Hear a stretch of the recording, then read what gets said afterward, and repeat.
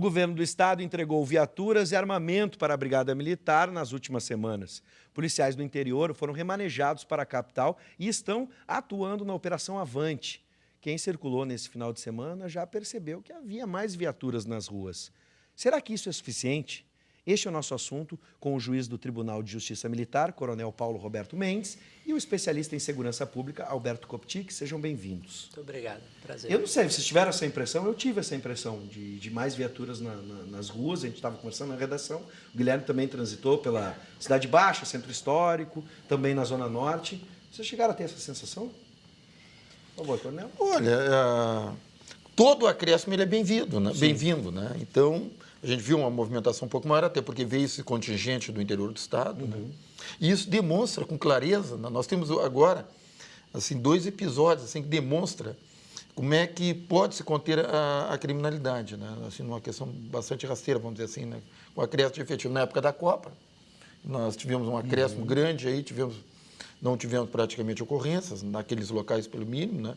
E agora uma pequena movimentação de policiais, porque 400 policiais num universo aí de Porto Alegre não é muito grande, né? Mas, de qualquer sorte, já contribui para uma sensação de segurança melhor da população, é evidente. Sim. Eu acho que é importante, né? Acho que foi uma das primeiras medidas aí dos últimos tempos que parece que gera algum movimento positivo, mas é insuficiente, porque a gente não precisa uma questão pontual, né? Só para saciar a angústia e dar a notícia no dia. A gente precisa, conversava com o Coronel Mendes, um plano de longo prazo, independente de partido, né? Um plano que fortaleça a brigada novamente. Né? Olha, ao longo dos próximos 10 anos vai ter uma recomposição de efetivo, né? Mas não pontual. Claro que teve um aumento, o efetivo da operação Golfinho voltou também, volta do litoral, voltou das férias. Que bom, boa medida. Mas isso tem que ter um plano permanente, né? E, além disso, eu acho que tem muitas outras ações que deveriam estar sendo tomadas com a gravidade do problema que nós temos, né? Vamos chamar todos os prefeitos, discutir um plano conjunto, operações conjuntas, todas madrugadas, discutir fechamento de bar, discutir qual é a prioridade, né? Não adianta jogar tudo para o colo da brigada, resolve, nos salva de toda essa onda. Né? Mas vamos, por exemplo, o que se sabe que funcionou em São Paulo, em Pernambuco, apreender mais armas. Vamos dar um prêmio, chamar os prefeitos, dar um prêmio para os policiais que apreenderam armas, Sim. Estimular, né? Ter uma diretriz, prender mais homicidas, né? Para mostrar que o homicídio, o latrocínio, principalmente, não vão ser aceitos. Né? Não só a quantidade de presos, mas qual preso, né? Aquele com investigação, juntar o Ministério Público, o Judiciário, montar uma estratégia comum. Isso a gente não tem. E aí não adianta só a viatura na esquina. Bom, a Federação dos Municípios, a FAMURS, né, criticou a realocação dos policiais do interior para a capital, porque considera que as cidades ficam desguarnecidas. O que pode acontecer no interior? Hoje de manhã, na Rádio Gaúcha, eu estava escutando a possibilidade de alguns prefeitos, cogitando a possibilidade de se pagar a hora extra para os policiais para poder cobrir algumas cidades que, na concepção deles, ficaram desguarnecidas. Coronel, o senhor acredita nisso? Isso pode enfraquecer? A gente vê uma onda de assaltos, e aí é um trabalho até de inteligência com as quadrilhas, assaltos a bancos, por exemplo, a gente viu nas últimas semanas. O efetivo da brigada está muito defasado, né? Muito defasado. Né? Acho que é o menor efetivo da história, né? Da corporação, né? Considerando a evolução da população, né? Provavelmente deve ser o menor efetivo aí. Nós temos hoje muitos municípios desses médio, pequeno, né? Descobertos, né? De policiais. Isso aí, claro, que isso aí é um estímulo para a bandidagem, né? Que fica solta. Hoje nós tivemos 2 fatos lamentáveis. Né? Um soldado da Brigada Militar em Pelotas levou um tiro na cabeça, está em estado já vegetativo lá, num assalto a uma joalheria. E agora há pouco, no centro da cidade, na Praça da Matriz, uma troca de tiros entre bandidos lá, mataram um. Né? Quer dizer, hoje não se respeita mais nada. Algum tempo atrás se dizia assim, ou diziam, né? Eu até nunca fui favorável a isso, mas, enfim, né? Que estava no local errado e na hora errada. Né? Hoje não tem mais local certo, nem horário certo. Se expandiu de tal forma a criminalidade violenta que ninguém mais está seguro em lugar nenhum. O coronel aquele do Exército foi morto com as mãos para cima. O estudante, aquele de doutorado lá, fez um movimento com um celular lá para entregar, levou um tiro, depois o bandido descaradamente disse que achou que ele ia fazer aquilo, achando matou uma pessoa, e assim vai indo, né? Então, a situação ela é muito ruim, né? O Estado, com a dificuldade que se diz não ter condições financeiras, aí, mas alguma coisa, evidentemente, vai ter que fazer. O simples remanejo de efetivo do interior para cá não vai resolver, porque o primeiro latrocínio, homicídios que der nessas cidades aí vai ter uma comoção e vão atribuir a falta desse efetivo. Então, essa questão da hora extra, ela ajuda, mas ela não substitui o policial.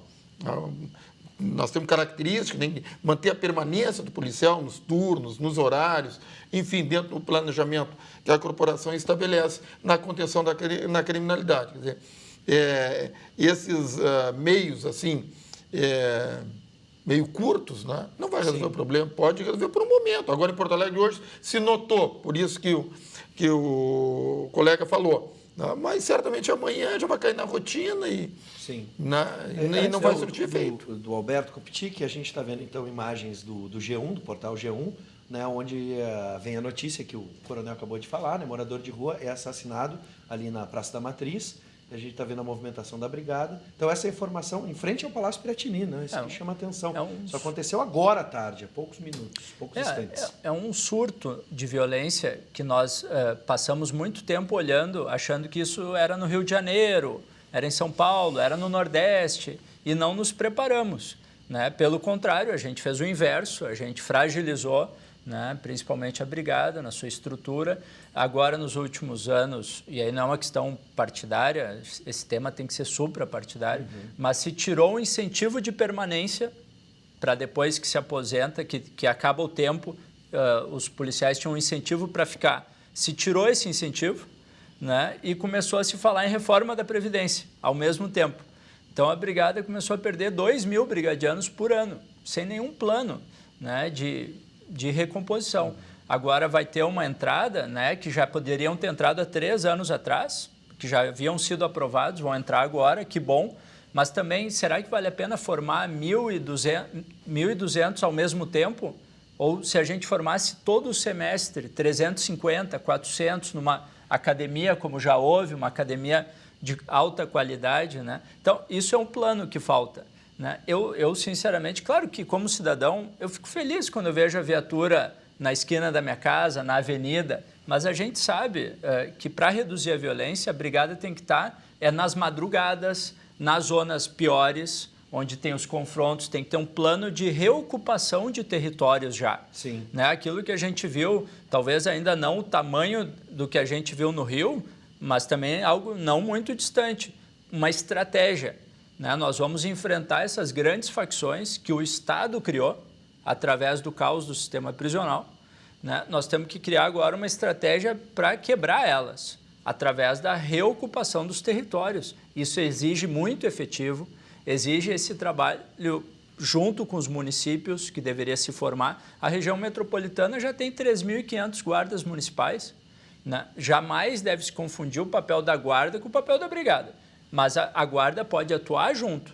Né? Vamos multar quem cometer pequenos delitos, ao invés de só botar na cadeia, vamos fazer sentir no bolso. Sim. Né? O som alto, aquela questão das janelas quebradas, os pequenos delitos. A ordem pública tem que ser reconstruída, não de forma autoritária, mas de forma de fazer a lei ser cumprida. Sim. Os horários, os jovens sentirem, né, que a bebida alcoólica, por exemplo, se fala muito, né, no crack, que com certeza é o tráfico, um grande motor, mas o álcool também tem sua contribuição, né, inclusive para gerar outros tipos de problemas. Vamos regular o álcool, talvez isso diminua só 5% dos homicídios, Sim. mas cada estratégia vai reduzindo um pouco. O que não dá é para ficar parado, só chorando a crise financeira do Estado, né, e botando tudo nas costas dos nossos brigadianos. No caso que o especialista Alberto Koptik falou agora, coronel, das facções, vamos pegar esse assunto, por exemplo, inteligência, como é que a gente trabalha para quebrar,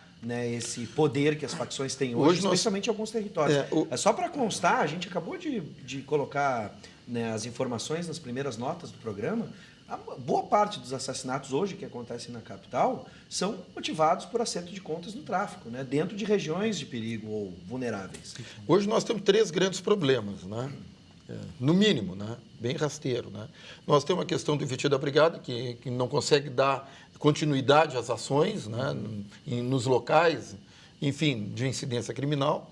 Nós temos a questão penitenciária, que é um problema seríssimo, do jeito que está, e aí as facções acabam tendo domínio sobre a situação. Esses grupos tinham que estar separados. Além disso, não tinha que ter nem grupos, né? Mas, em havendo, eles tinham que estar separados, né? Mas hoje a gente sabe da situação carcerária do Estado, e como é que está, e do país. E a situação legal também, né? Esses crimes de menor potencial ofensiva já nem vão mais para lá, né? Hoje, para levar para uma medida de contenção, é apenas superior a 8 anos, quer dizer, não é qualquer coisa, né? Mas os peritos estão abarrotados aí, estão lotados aí. Então, essa questão da progressão de regime é outra coisa que tem que imediatamente ser revisado, isso aí, porque não tem mais sentido, aberto, semi-aberto, ele tem que cumprir a pena, ponto, né? Porque não existe progressão de regime.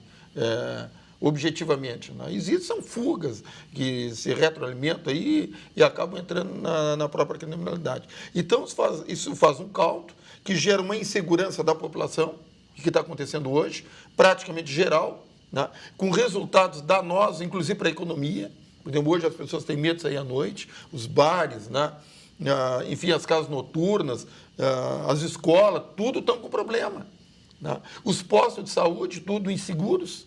Porque hoje qualquer marginal aí submete aquela coletividade a uma situação caótica, né? Manda fechar o posto, manda fechar a escola e por aí vai, toque de recolher, essas coisas que a gente não via aqui, a gente via isso pela televisão, lá no Rio de Janeiro, mas aqui não, fuzis, que a gente, olha, eu me lembro aí, quando a gente encontrava um fuzil que era difícil, é como se fosse um grande prêmio conquistado, né? Hoje não, hoje, agora, outro dia aí, munição .50, que é munição de guerra para bater aeronaves, estão na mão de delinquentes, aqui no nosso estado. Então, como disse, e eu concordo com o Roberto, né, se não houver um planejamento bem objetivo para enfrentar a criminalidade, eu não sei como é que nós vamos ficar. Sim. Porque hoje nós estamos jogados à própria sorte. As pessoas estão sendo mortas. Há um tempo atrás, mas é guerra entre quadrilhas aí, é bronca de bandido com bandido, entre aspas, até melhor para a sociedade. Mas isso não é verdade mais hoje. Hoje estão matando pessoas da sociedade, né? Como agora relatei ali em Pelotas, lá o soldado, como o coronel do Exército, como o aluno, como a professora e como qualquer um de nós.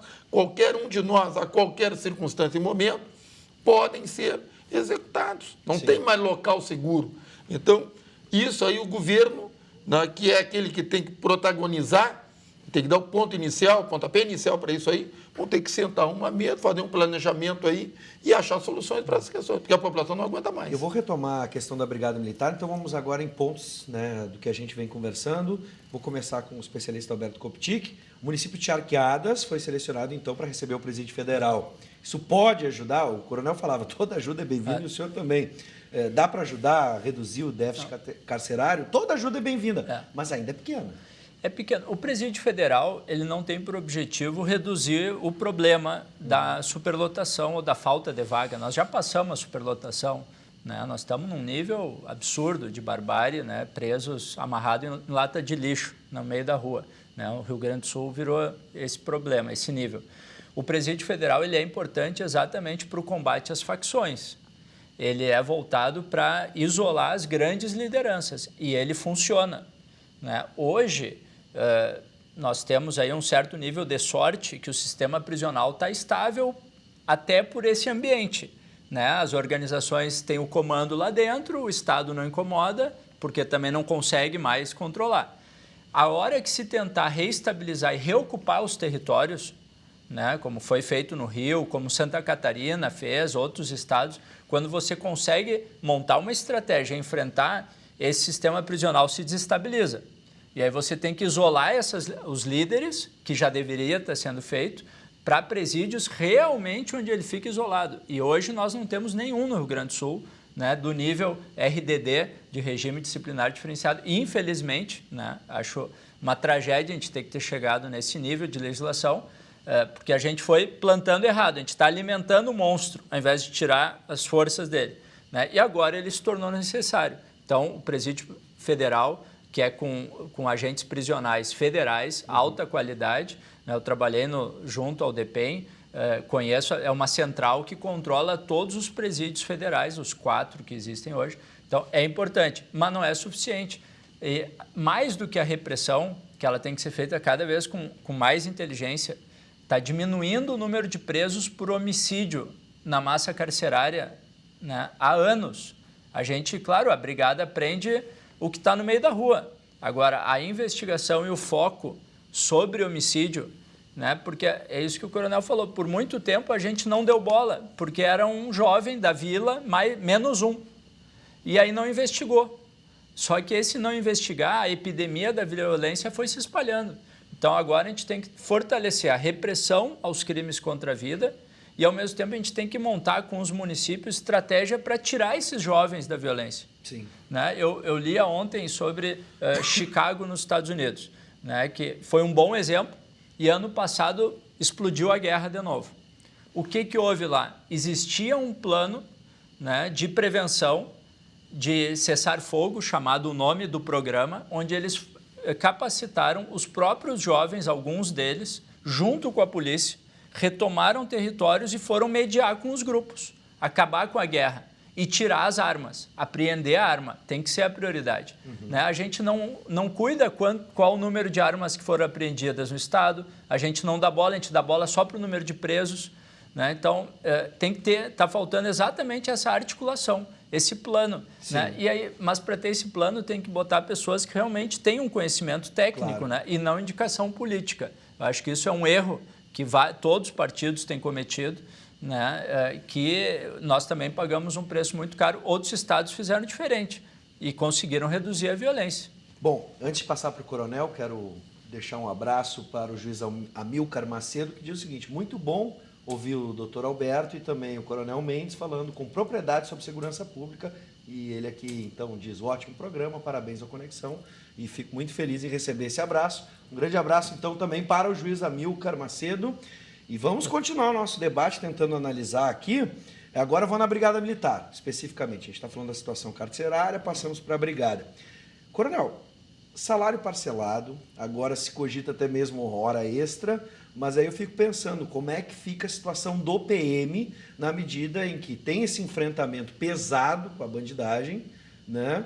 E ainda, imagina, numa hora extra, como é que está a situação do PM para cumprir essa hora extra? Como é que está a cabeça dele? Né? A gente sabe que são seres humanos, eles não são robôs. Né? Olha, a hora extra ela funciona. Né? Eu só acho o seguinte, que nós não podemos, né? Parece que nós somos hoje motivados a hora extra. A hora extra não pode substituir o policial, até porque a hora extra é 4 horas e ela não é, e lá no final da ponta ela não é as 40 horas semanais, né? Ela é bem menos. Então nós temos que sair dessa roda aí, né, da hora extra aí. Agora, a motivação do policial está na própria atividade dele, né? Eu sei da dificuldade, eu também passei por isso em vários momentos da minha carreira, né? É ruim, né? Mas o policial ele tem uma vocação, né, para o combate à criminalidade, para a prevenção, para essas coisas de polícia. Né? Agora, evidentemente, não é o ideal. O ideal é que o Estado cumpra com o dever dele. Sim. Mas, na situação que está, o que vai fazer? Posso incluir aqui a questão, por exemplo, do bico? Porque antigamente os bicos eram voltados à segurança pública, à segurança mesmo. E a gente tem o caso agora do motorista de Uber, que era policial e a situação... Mas o bico... Bom, primeiro, o bico sempre existiu. Sim, sim, sim. Né? O que tem o bico? Né? O que a legislação proíbe? Proíbe o policial militar de exercer cargos de segurança privada, que evidentemente não poderia, não, porque é incompatível a função. Agora, outras atividades, aí me parece que não tem grandes problemas. O cara pode ser pedreiro, enfermeiro, lá sei eu, motorista, não vejo porque também ele não pode ser motorista. Mas se ele fosse valorizado, talvez não precisasse. Bom, evidente. E o Estado, me parece que poderia mandar, pelo que eu ouvi sobre o tema e li, está faltando enviar uma alteração na Constituição Estadual para que os municípios possam recontratar esses policiais na hora de folga. Isso tem sido muito bem usado em São Paulo. A Prefeitura de São Paulo, já há muitos anos, contrata mais de 1.500 PMs no dia de folga, recontrata eles e eles estão nas ruas, trabalhando algumas vezes junto com a guarda, outras não. Né? Então, e essas estratégias... Atualmente em isso parceria, não poderia acontecer. Hoje, no Rio Grande do Sul, os municípios não são autorizados a recontratar. Né? Então, a gente fica no pior dos mundos. Mas Alberto, Porto Alegre, eu não sei como é que está agora, mas há bem pouco tempo, eu acho que até continua. O município pode fazer convênios. Né? Por exemplo, Porto Alegre, me lembra a SMIC, né? Que tem policiais que acompanham os fiscais na atividade. Mas no através dia da atividade, no dia que eles estão na ativa. As prefeituras aqui em Canoas, no período que estivemos ali na secretaria, nós contratamos com a fundação da brigada 45 brigadianos aposentados. Bom, aposentado não e tem estão problema. na central de monitoramento. Não tem problema. Mas o da ativa, a legislação veda hoje. Né? E é isso que nós tem que ter uma alteração. Quer dizer, precisa um plano. Sim. Sabe que no Uruguai... Não é algo... ninguém aqui tem a solução na manga. Sim. Até porque ela não existe. Ela não sozinha existe. não existe. Agora, tem que chamar um conjunto de especialistas e montar um plano e apresentar para o Estado. Sim. Chamar o que funcionou em São Paulo. O gaúcho, a gente ficou muito tempo se achando o melhor. Que a gente é melhor que os paulistas, que os carioca, que os catarina. Só um pouquinho. Nós estamos ficando para trás. Vamos chamar os outros estados. Né? Nos últimos 2 anos, 10 estados reduziram violência. Eu acho a experiência do governador Eduardo Campos, né, conseguiu reduzir em 8 anos 42% os homicídios em Pernambuco, né, enquanto que todo o Nordeste aumentou 200% nesse período. Sim. Um plano chamado Pacto pela Vida. Estruturou prioridades, né, e implantou aquelas prioridades. Teve um foco. Sim. E hoje a gente não tem. E são as metas, só a emergência do dia anterior. Chama o empresariado. Isso está ficando bem claro na nossa conversa. As medidas, às vezes, não vêm com muito atraso. Bom, isso é um programa de qualidade. Estabelecer metas e sair atrás das metas. Né? Hoje, a nossa prioridade aqui, me parece que são os homicídios latrocínios, aqueles que mexem com o principal patrimônio, que é a vida. Né? Né? Então, tem que haver um planejamento para atacar isso, para parar com essa sangria e fazer reduzir de uma forma ou de outra. Né? Mas as dificuldades são grandes. Isso aí não resta dúvida. Mas também terá que haver um enfrentamento para isso aí. Como disse o Alberto, eu concordo, tem que botar numa mesa lá, organizar o jogo. Não adianta pegar e distribuir 11 jogadores no campo e cada um faz o que quiser. Exatamente. Não, tem que botar um técnico ali, alguns orientadores, conselheiros, lá sei qual é o nome, e vamos nos organizar para fazer esse enfrentamento. Porque a bandidagem se organiza. Hoje a bandidagem está vencendo porque estão mais organizados que nós. Inclusive, essa é a realidade. Nós temos que nos preparar para a nova fase, que é a chegada do grupo paulista aqui, né? A maior facção organizada do mundo e que já domina o Nordeste e vai chegar aqui. E qual é o problema? Ela tem um outro tipo de relacionamento com as polícias, né? Ela enfrenta as polícias. Sim. Né? Ela, quando a polícia não cumpre um acordo, ela ataca e mata 30 policiais. Nessa conversa parece Isso que a é o gente que está vem falando depois. só do enfrentamento da polícia e do bandido. Só que nesse meio está o cidadão. Está o cidadão. O cidadão está ali no meio. E ele é um marisco. Claro, mas ele deixa eu dar um exemplo aqui. Uhum. O doutor Amilcar Macedo, que nos enviou a mensagem, também transmitindo um abraço para ele. Ele, junto com o delegado Pacífico, na época o coronel Boldan e o major Klafke, que era o adjunto da cidade, eles montaram uma operação chamada Cova Rasa. Uma investigação conjunta, brigada, PM, Polícia Civil e Ministério Público, que normalmente acabam não se falando no dia a dia. E qual foi o foco? Prender matadores. Né? E ali se prendeu as pessoas, muitos continuam presos, porque teve boa prova. Sim. Né? Investigação. E a cidade ficou 45 dias sem homicídio. Bom, a gente precisa desses bons exemplos e aqui eu quero agradecer a disponibilidade do Coronel Mendes, que sempre nos atende, e também do especialista Alberto Koptik, que está sempre aqui conosco, e que a gente possa debater agora com resultados mais positivos e sonhando então com esse plano. Fica também um abraço para o juiz Amilcar, que está nos acompanhando também. Muito obrigado, sejam bem-vindos. Vamos lá, a gente está falando da segurança de todos nós.